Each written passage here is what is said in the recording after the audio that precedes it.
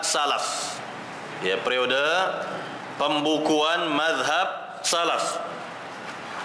Dikatakan oleh muallif hafizahullah taala, fitnah perkataan bahwa Al-Quran adalah makhluk yang diyakini oleh Mu'tazilah di zaman Imam Ahmad bin Hanbal, ya, dan lainnya merupakan sebab bangkitnya mazhab salafi di hadapan berbagai mazhab yang sesat, khususnya Mu'tazilah yang telah mencapai tingkatan yang amat besar dalam kekuatan dan kedudukannya. Maka ulama sunnah bangkit guna membela kebenaran, meninggikan panjinya, serta memperingatkan umat dari firqah-firqah yang sesat tersebut. Para ulama pun bertambah giat sehingga panji-panji akidah sahihah tinggi menjulang berkibar di setiap tempat, dan tersingkirlah pemikiran Mu'tazilah, dan umat Islam menjadi waspada terhadapnya. Maka pemikiran itu pun tetap terkekang di tempatnya dan tidak mampu bangkit setelah sebelumnya berdiri tegak, serta tidak ada benderanya yang dikibarkan lagi kecuali sangat sedikit sekali. Kemudian dimulailah periode yang baru di mana para ulama mencurahkan perhatian yang besar di dalamnya dengan membukukan dan menulis guna menjelaskan akidah yang benar serta membantah siapa saja yang menyimpang darinya. Nah, ini berkaitan dengan periode ini ada dua, ya. Ada yakni metode bantahan, ya, metode bantahan, ada pula metode pemaparan. Artinya, ya, di masa tabi'in ini banyak sekali, ya, telah banyak, ya, muncul berbagai macam penyimpangan, kan begitu, berbagai macam penyimpangan, dan juga pada masa tabi'ut tabi'in juga demikian, sehingga para ulama, ya, tegak di masa itu untuk menjelaskan, ya, untuk membantah berbagai macam syubhat yang beredar di masanya dahulu, ya. Maka ini disebut sebagai metode bantahan. Ya, berbagai syubhat-syubhat, berbagai akidah yang menyimpang, ya, berbagai manhaj yang menyimpang dibantah oleh para ulama. Dibantah oleh para ulama. Kalau di masa para sahabat memang belum dibutuhkan seperti ini, ya. Di akhir-akhir masa para sahabat itu belum dibutuhkan. Kenapa? Karena umat Islam ketika itu, ya, masih memandang para sahabat, masih melihat kepada para sahabat, para tabi'in itu jelas kiblat mereka adalah para sahabat, para sahabat Nabi radhiyallahu taala anhum ajma'in. Barulah setelah muncul, ya, yakni di masa Imam Ahmad bin Hanbal lebih khusus, ketika terjadi khalqul Quran, yakni fitnah bahwa Al-Quran adalah makhluk, ya, dan itu dibela oleh penguasa di masa itu, ya, oleh penguasa di masa itu, dan juga ditopang oleh orang-orang Mu'tazilah, para tokoh-tokoh Mu'tazilah atau ulama-ulama Mu'tazilah berdiri, ya, di belakangnya begitu. Maka tegaklah para ulama seperti Imam Ahmad bin Hanbal dan sebagainya, mereka membantah, ya, berbagai macam penyimpangan, ya, para ahli bidah ini. Nah, kita lihat sekarang metode-metode bantahan para ulama kita. Dikatakan di sini maksudnya adalah memaparkan syubhat-syubhat musuh atau lawan debat, lalu menjelaskan yang benar dengan ditopang dalil-dalil yang dinukil dari Al-Quran dan As-Sunnah dan perkataan para sahabat dan tabi'in, ya. Contoh kitab-kitabnya adalah yang pertama Kitabul Iman karya Al-Imam Abu Ubaid Al-Qasim bin Salam rahimahullah yang wafat di tahun 224 Hijriyah. Atau yang kedua kita lihat Ar-Radd ala Az-Zanadiqah wal Jahmiyah karangan Imam Ahmad bin Hanbal yang wafat di tahun 241 Hijriyah. Kemudian Ar-Radd ala Al-Jahmiyah, ya, karya Abdullah bin Muhammad bin Abdullah Al-Ju'fi, ya. Kemudian juga Ar-Radd ala Al-Jahmiyah lagi karya Imam Abu Abdullah bin Muhammad bin Ismail Al-Bukhari, Imam Bukhari. Kemudian, ya, Al-Ikhtilaf fil lafzi war-Radd ala Al-Jahmiyah wal Musyabbihah karangan al-Imam Abdullah bin Muslim bin Qutaibah. Kemudian Ar-Rad 'ala al-Jahmiyah, ini memang dibutuhkan pada masa itu karena syubhat-syubhat kaum Jahmiyah ini sangat besar di masa itu. Maka para ulama memberikan kontribusi yang sangat besar untuk membantah berbagai syubhat mereka. Ar-Rad 'ala al-Jahmiyah karangan Imam Utsman bin Sa'id Ad-Darimi. Kemudian Ar-Rad 'ala Al-Bishr Al-Marisi, Al-Imam karya Al-Imam Utsman bin Sa'id Ad-Darimi. Kemudian Ar-Rad 'ala Al-Jahmiyah lagi karya Imam Abdurrahman bin Abi Hatim.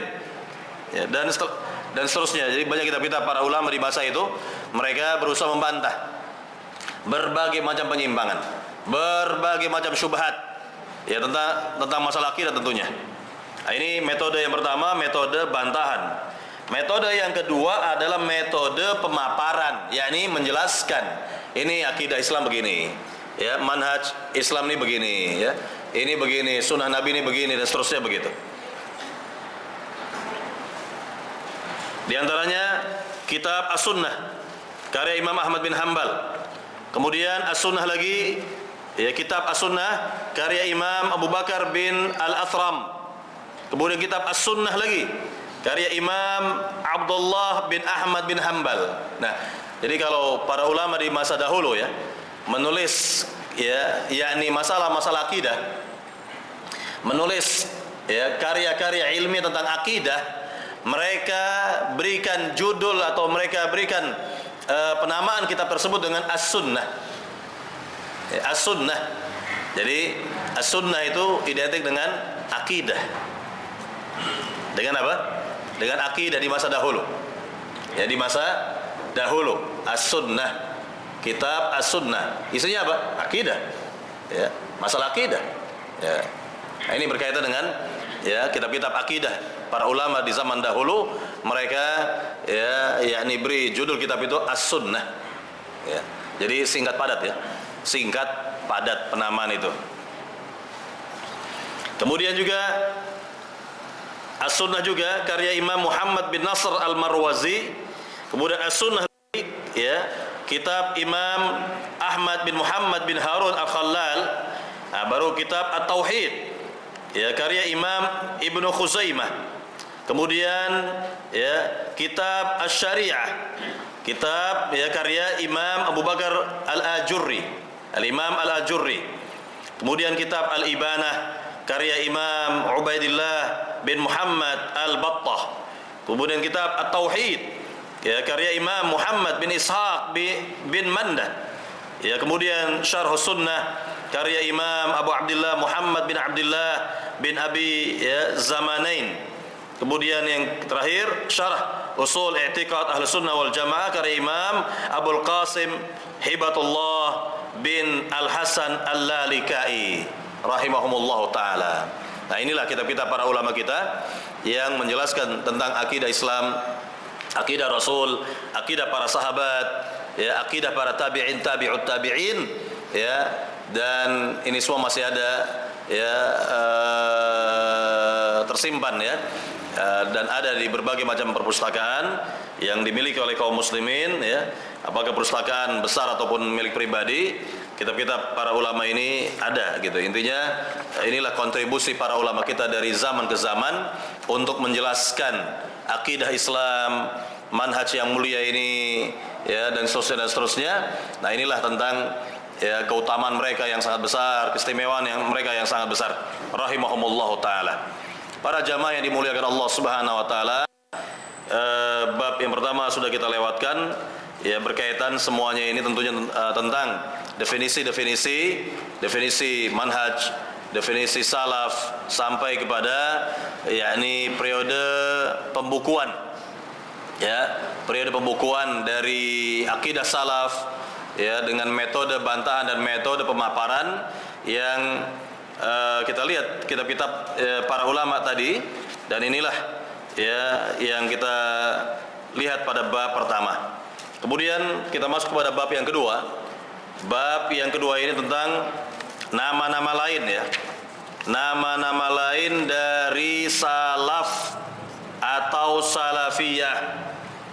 atau salafiyah. Jadi nama-nama ini nama-nama yang syar'i, yang kebanyakan berasal dari hadis-hadis Nabi sallallahu alaihi wasallam. Jadi bukan nama-nama yang dikarang-karang atau yang dibuat-buat oleh orang, bukan. Ya, bukan pula nama-nama yang bid'ah atau yang baru, bukan. Ini semua datang dari hadis-hadis Nabi atau dalil-dalil yang bisa nanti kita lihat ya di antara dalil tersebut. Yang pertama adalah al-jamaah. Yang kedua ahlus sunnah wal jamaah. Yang ketiga ahlul hadis. Yang keempat ahlul athar. Yang kelima jama'atul muslimin. Yang keempat al-firqatun najiyah, yakni kelompok yang selamat begitu ya. Kemudian at-taifah al-mansurah, yaitu golongan yang ditolong oleh Allah. Kemudian ahlul ittiba', kemudian al-ghuraba, ini orang-orang yang asing. Ya, orang-orang yang asing. Kita lihat yang pertama di halaman 34 tentang al-jamaah.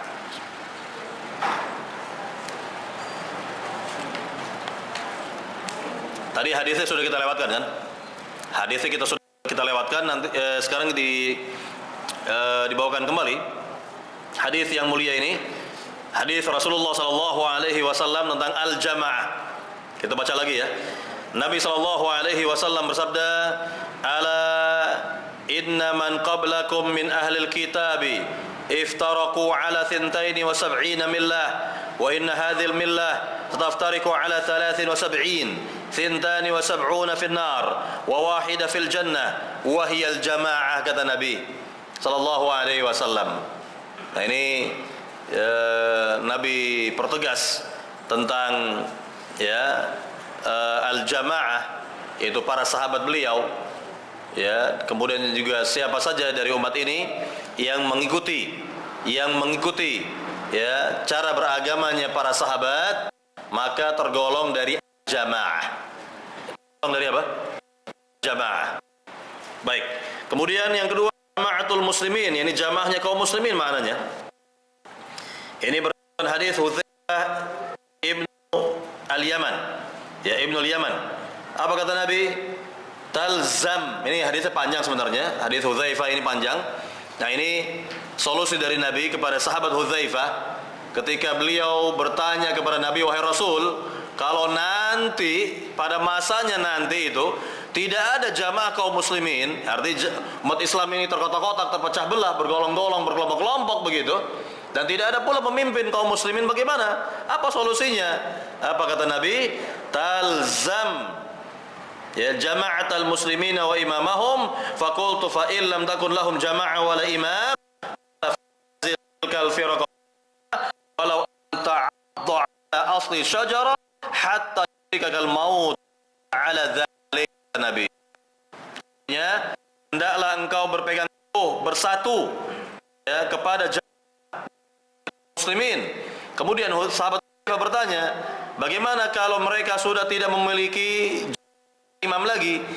Umat Islam sudah berpecah belah, berkelompok-kelompok ya, bergolong-golong, berpecah belah umat Islam, dan umat Islam tidak lagi dipimpin oleh satu imam, satu khalifah gitu ya. Bagaimana wahai Rasul? Jawaban Nabi, jauhilah. Nah ini lihat ya, fa'tazil, kata Nabi, jauhilah semua kelompok tersebut. Kelompok yang menyimpang, jauhi, kata Nabi, meskipun engkau harus menggigit akar pohon hingga engkau mati dalam keadaan seperti itu, yakni engkau istiqomah di atas manhaj salaf, engkau istiqomah di atas akidah salaf, walaupun engkau seorang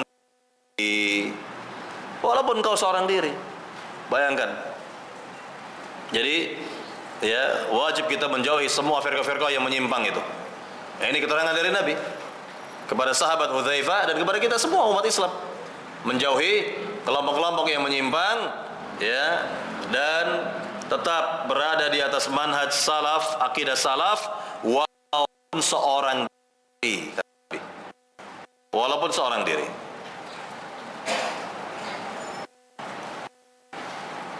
Baik. Kemudian yang ketiga, al-firqatun najiyah, golongan yang selamat. yakni selamat dari siksa api neraka maknanya. Ini berdasarkan hadis Nabi sallallahu alaihi wasallam.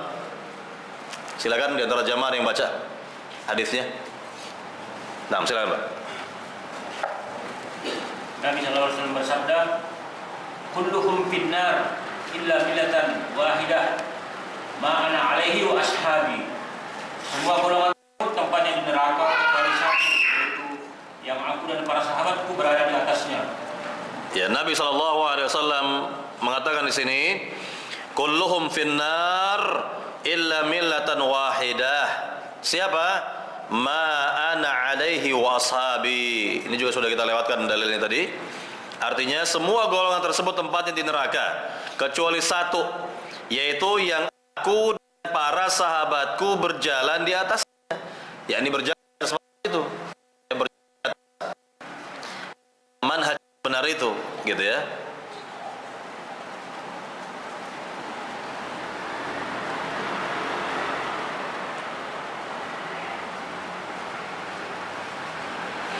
Imam Al-Ajurri mengatakan ya tentang hadis ini, selanjutnya sungguhnya beliau sallallahu alaihi wasallam pernah ditanya, siapa yang selamat itu wahai Nabi? Apa jawaban Rasul? Yang aku dan para sahabatku berjalan di atasnya. Dalam hadis lain beliau menjawab kelompok yang besar. Dalam hadis beliau menjawab satu di surga. Ini satu golongan di dalam surga, yaitu al-jamaah, kata Nabi sallallahu alaihi wasallam, ya. Nah, di sini ada penjelasan berkaitan dengan perpecahan umat Islam ini. Ini di sini dari kelompok-kelompok, ya, yang menyimpang itu dikatakan ya, atau diriwayatkan dari Yusuf bin Asbat bahwa ia berkata, akar dari bid'ah itu ada 4, yaitu Rafidhah atau Syiah, ya, Khawarij, kemudian Qadariyah dan Murji'ah. Kemudian tiap-tiap firqah itu bercabang menjadi 18 firqah, yaitu 72 firqah. Ya, 18 firqah yaitu 17 firqah, dan firqah yang ke-73 adalah al-jamaah yang disabdakan oleh Nabi SAW bahwa firqah inilah yang selamat, ya. Jadi firqah yang terakhir atau firqah yang selamat adalah ya ma'ana alaihi wa ashabi, kata Nabi.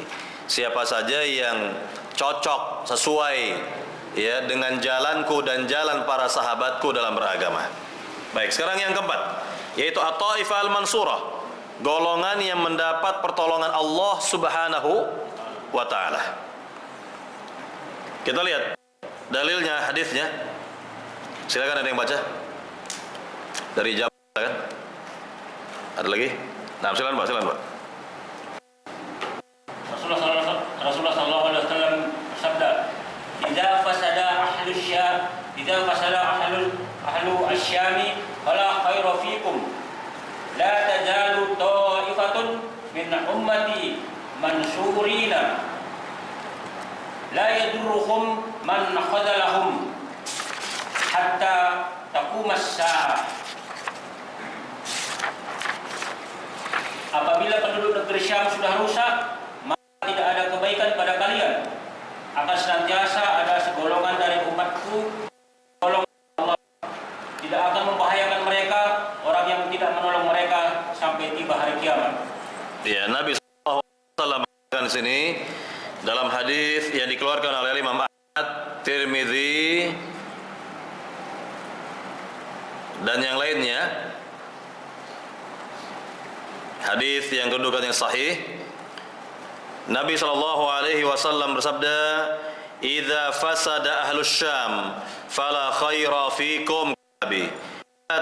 Ta'atun min ummati mansurin yadhurruhum man khadhalahum hatta taqum as-sa'ah," kata Nabi. Artinya, apabila penduduk negeri Syam sudah rusak, maka tidak ada kebaikan pada kalian.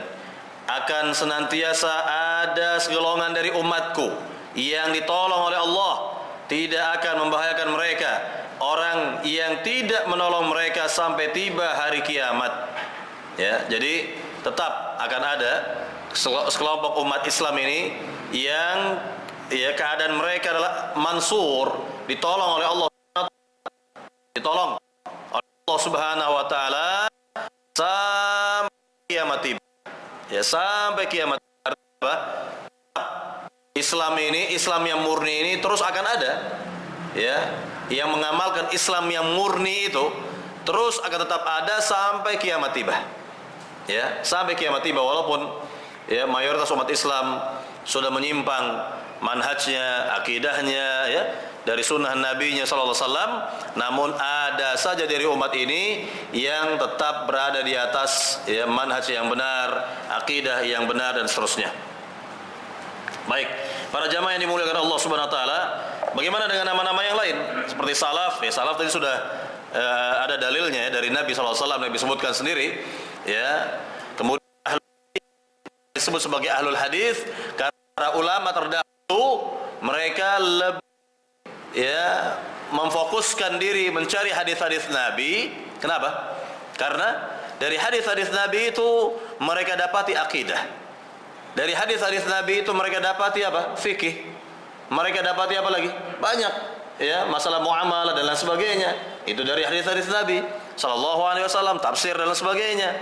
Jadi ya mereka fokuskan diri ya mencari para ahli ilmu di berbagai penjuru negeri di masa itu untuk menimba hadis ya atau mengambil hadis Nabi dari para ahli ilmu tersebut. Ya, mereka menuju negeri Hijaz, Mekah, Madinah, mereka menuju negeri Syam, mereka menuju negeri sebagainya. Ya, kalau di sana ada ulama fulan, maka langsung menuju ulama-ulama seperti itu dan menimba hadis, ya belajar hadis mereka. Ya, kita lihat contoh para imam kita, Imam Abu Hanifah, Malik, Imam Syafi'i, Imam Ahmad bin Hanbal, dan para imam-imam terdahulu adalah para ahli hadis. Mereka adalah ahli hadis, kan begitu. Ya. Kemudian ahlul athar ini sama dengan ahli hadis maknanya. Kemudian ahlus sunnah wal jamaah tadi sudah diberikan maknanya, dan al-ghuraba jelas. Ya, yakni hadis Nabi sallallahu alaihi wasallam yang menjelaskan tentang al-ghuraba. Apa itu? Bada al-Islam gharibah wa sayaudu gharibah kama bada fatuba lil ghuraba. Nabi datang dalam keadaan asing dan akan kembali menjadi asing, maka berbahagialah orang-orang yang asing, kata Nabi sallallahu alaihi wasallam. Al-ghuraba. Ya, nanti kita akan lihat dalilnya juga dari bab yang keempat insyaallah. Baik, para yang dimuliakan Allah Subhanahu wa taala, untuk bab ketiga dan seterusnya kita akan ambil nanti pada pembahasan berikutnya. Insyaallah ini berkaitan dengan keutamaan para salafus sahabat terlebih dahulu. Dimulai dari definisi sahabat. Siapa itu sahabat? Ini perlu kita jelaskan, kita terangkan siapa itu sahabat. Karena di masa Nabi ada beberapa golongan manusia yang ya tidak dikatakan sahabat, walaupun hidup bersama Nabi, hidup bersama para sahabat juga, ya berdampingan dengan mereka, tapi tidak disebut dengan sahabat. Ini harus kita perjelas agar kita lebih faham siapa itu sahabat Nabi, ya radhiyallahu taala anhum ajma'in. Baik, para jamaah yang dimuliakan Allah Subhanahu wa taala, saya cukupkan sampai di sini. Silakan kalau ada pertanyaan berkaitan dengan materi kita di pagi hari ini dan juga materi-materi sebelumnya pada kajian perdana dahulu. Silakan. Nah, silakan, Pak. Assalamualaikum warahmatullahi wabarakatuh. Waalaikumsalam warahmatullahi wabarakatuh. Tadi dijelaskan pengertian salaf itu menurut agama artinya untuk sebaik-baiknya menurut atau zaman itu di waktu tadi tiga zaman, yaitu para sahabat, tabi'un dan tabi'in. Tapi di situ ada keterangan sampai generasi ke-8, bisa dijelaskan? Sampai ada saya kata tadi ada generasi ke-8 Hijriah gitu. Yang saya terangkan tadi tentang 3 generasi utama, mereka adalah salafus salih, yaitu generasi sahabat, kemudian generasi tabi'in dan tabi'ut tabi'in. Ini yang kita tegaskan karena ada dalilnya. Ada dalilnya. Kalau mungkin tadi yang didengar barangkali begini, yakni pada bab keempat kita akan dapati dalil-dalil yang menjelaskan tentang wajibnya umat Islam mengikuti manhaj salaf, yaitu dalil dari Al-Quran, hadis Nabi, kemudian perkataan para sahabat, tabi'in, tabi'ut tabi'in, sampai kepada ulama Islam abad ke-8. Ini sebagai yakni penguat saja, ya, penguat saja bahwa perkataan ulama-ulama itu ya sejalan dengan Al-Quran dan hadis serta pendapatnya para sahabat, begitu. Jadi bukan salafus saleh itu adalah sampai generasi ke-8. Bukan itu yang dimaksud. Bukan itu yang dimaksud. Ya, ini tetap salafus salih adalah 3 generasi utama umat ini, yaitu para sahabat, tabi'in dan tabi'ut tabi'in. Kurang lebih seperti itu. Adapun penjelasan tadi ya tentang bab keempat itu yang akan kita kaji nanti ya setelah bab ketiga ini, yaitu berkaitan dengan dalil-dalil, penyebutan dalil-dalil, baik itu Al-Quran atau dari Al-Quran atau dari hadis ya, kemudian dari perkataan ulama. Nah, ini perkataan ulama ini dimulai dari zaman para sahabat, tabi'in, tabi'ut tabi'in, sampai kepada ulama Islam abad ke-8 yang dibawakan di sini ya pada bab keempat. Nanti kita akan dapati ini insyaallah taala. Baik. Silakan, ada lagi? Silakan, Pak. Untuk ibu-ibu bisa ditulis ya pertanyaannya, Bu. Ya, Ustaz. Assalamualaikum ya Ustaz. Fenomena di saat ini ketika kita mengatakan kita ahli sunnah atau salafiyah, maka orang-orang yang tidak sependapat malah berbalik akan mencemooh atau mengejek atau menggelar kita dengan sekte-sekte tertentu, lalu sampai ada misalnya perbuatan yang tidak baik, misalnya pembubaran kajian, pembakaran dan sebagainya. Yang saya tanyakan Ustaz, bagaimana korelasinya atau hubungannya dengan tidak akan membahayakan mereka, orang yang tidak menolong mereka sampai tiba hari kiamat? Iya, jelas Nabi SAW menjamin hal ini tidak membahayakan mereka, yang tidak membahayakan akidah mereka, tidak membahayakan agama mereka, akidah mereka. Ya, lihat Nabi sampai terusir nggak dari negerinya, dari kota kelahirannya negeri Mekah, tapi membahayakan agama Nabi nggak? Tidak membahayakan akidah Nabi, tidak membahayakan agama Nabi Sallallahu Alaihi Wasallam. Justru Islam berkembang di negeri Madinah, kan begitu?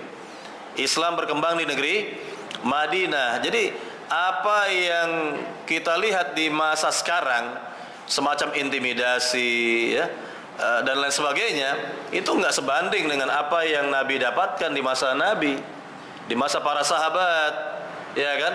Lihat di masa para sahabat, ya, ketika Nabi berdakwah di negeri Mekah, sampai-sampai ya kaum kaum yang lemah dari kalangan para sahabat disiksa, ya kan? Secara fisik disiksa, bahkan ada yang dibunuh. Tetapi membahayakan agama mereka enggak? Tidak. Ya, tidak membahayakan agama mereka. Tetap terjaga. Akidah mereka terjaga.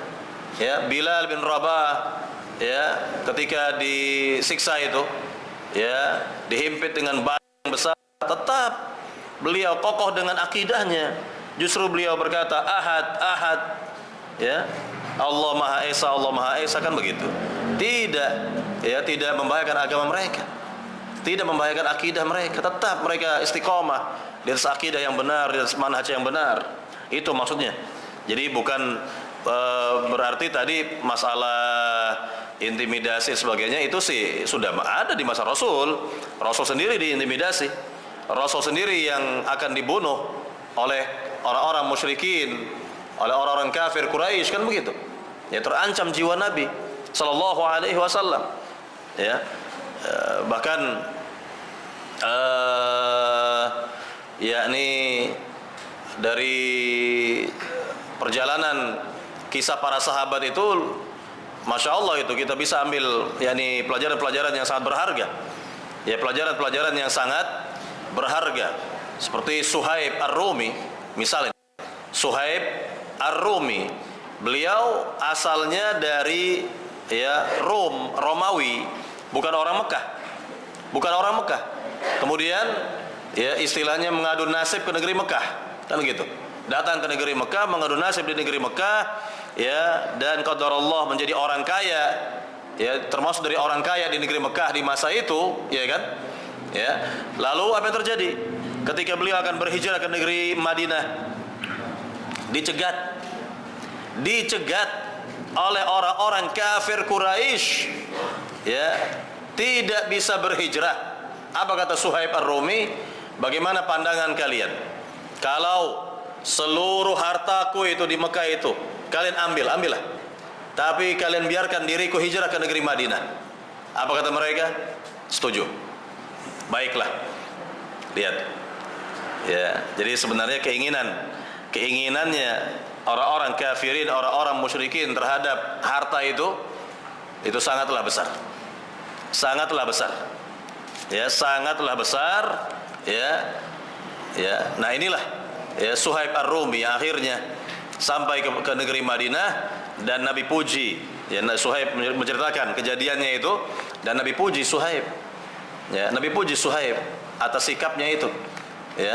Jadi ini sebagai contoh, artinya agama para sahabat tetap terjaga, tidak membahayakan agama mereka,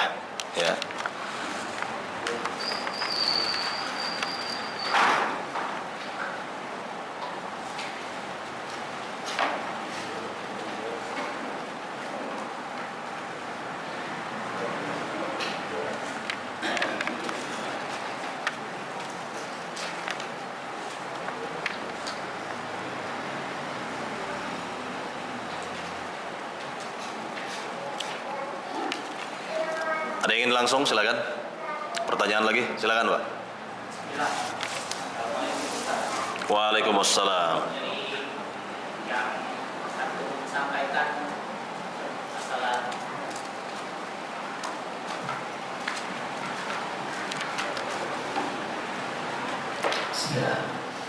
Ustaz, dari yang untuk sampaikan itu masalah dakwah salafiyah itu. Ana pernah dengar dari beberapa ikhwan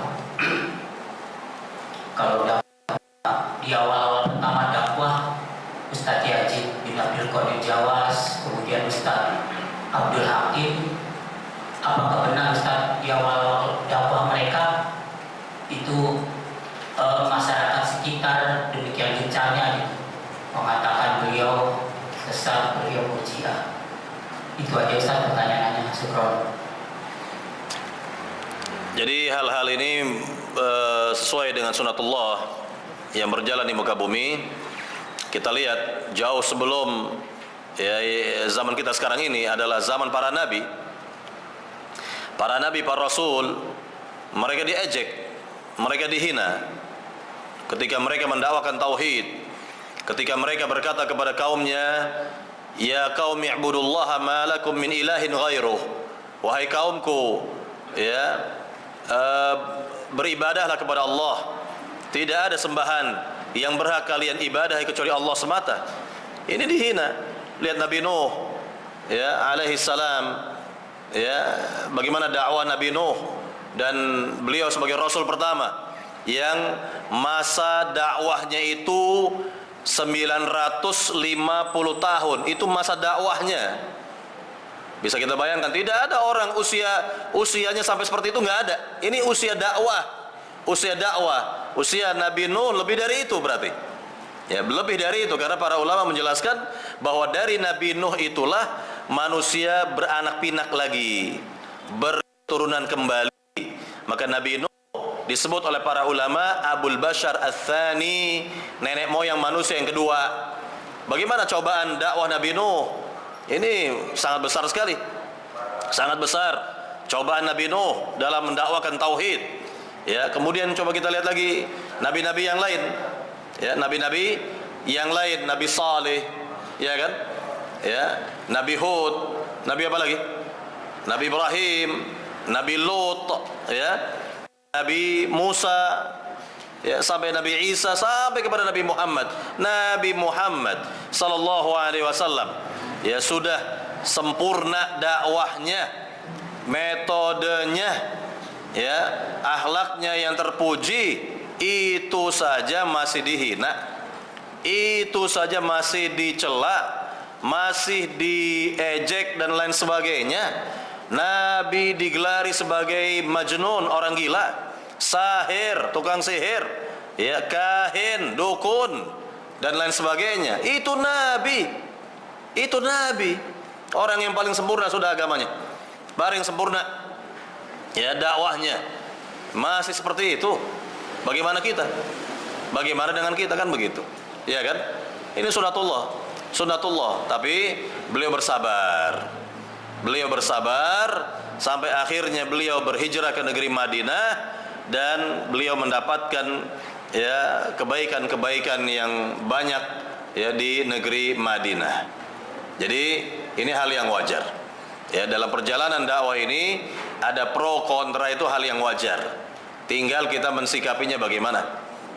Tinggal kita mensikapinya bagaimana. Kalau kita bisa mensikapinya, mudah-mudahan ya kesabaran kita ini membuahkan hasil, membuahkan hasil. Kira-kira seperti itu. Ya, kira-kira seperti itu. Ya, contoh ya, di zaman saya misalnya, begitu saya selesai SD, mau mencari pesantren, nggak ada pesantren yang bermanhaj salaf di masa saya itu, ya, tidak ada, ya, tidak ada itu. Akhirnya ya sudah, pesantren sebagaimana kebanyakan pesantren yang ada begitu.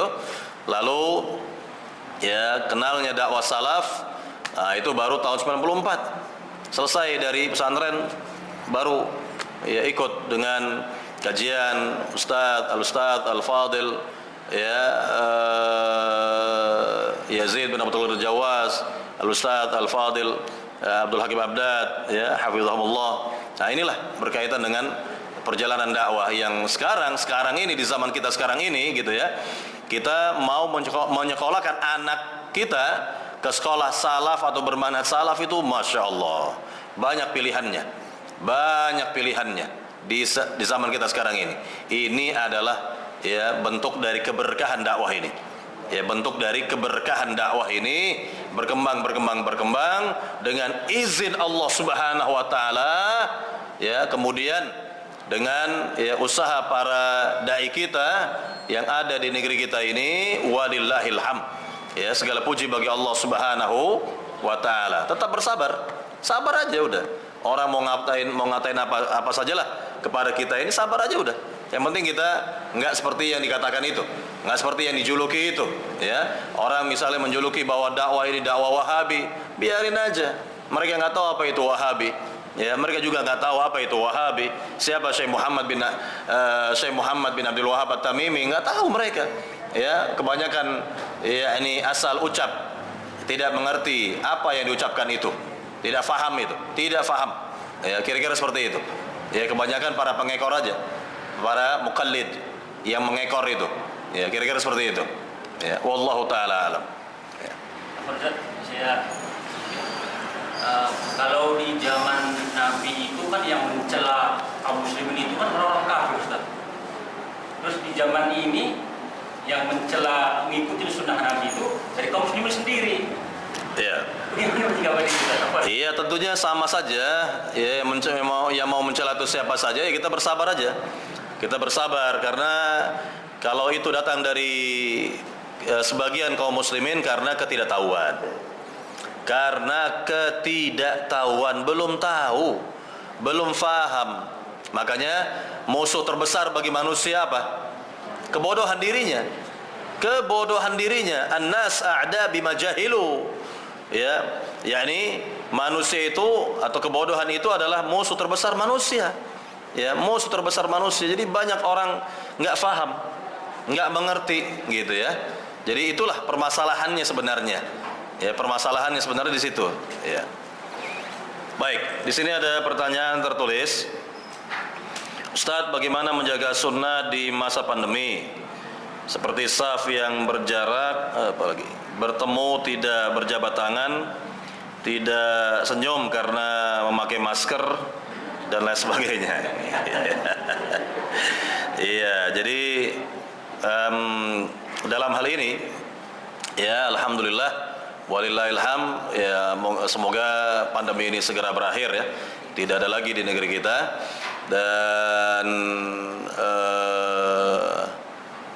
betul bahwa pemerintah kita yakni mengarahkan kepada prokes, memang prokes, tapi juga protokol Nabi Muhammad ini harus dijalankan juga. Ya, protokol Rasulullah SAW juga harus dijalankan, yakni salat, yakni dengan rapat, ya rapat saf, ya seperti itu, dan memakai masker ya sebelum dan sudah salat, ya kemudian juga kaum muslimin tentunya sudah berwudu terlebih dahulu, ya mencuci tangan dan sebagainya, berwudu terlebih dahulu, bahkan di antara mereka mandi sebelum berangkat ke masjid, kan begitu. Artinya sudah bersih, tidak ada yang perlu dikhawatirkan pada dasarnya, ya tidak perlu ada yang dikhawatirkan pada dasarnya seperti itu, ya wallahu taala alam. Hanya saja kalau ingin ya yakni menjalankan prokes ya silakan saja, ya artinya ini hal yang baik, namun dua kebaikan ini sebaiknya dijalankan, prokes dan protokol Rasulullah Shallallahu Alaihi Wasallam. Dua protokol itu dijalankan sama-sama baiknya, ya wallahu taala alam. Kemudian juga ya kalau berjumpa dengan saudara ya buka masker agar ketahuan, kelihatan kita senyum kepadanya, kan gitu ya. Ya, wallahu taala. Baik, silakan, ada lagi.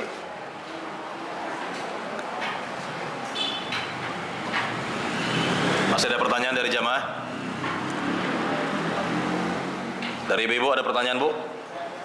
Tidak ada, Bu ya? Baik, kalau tidak ada pertanyaan, kita akhiri sampai di sini. Mudah-mudahan yang singkat ini bermanfaat bagi kita semua, bisa kita fahami, bisa kita amalkan.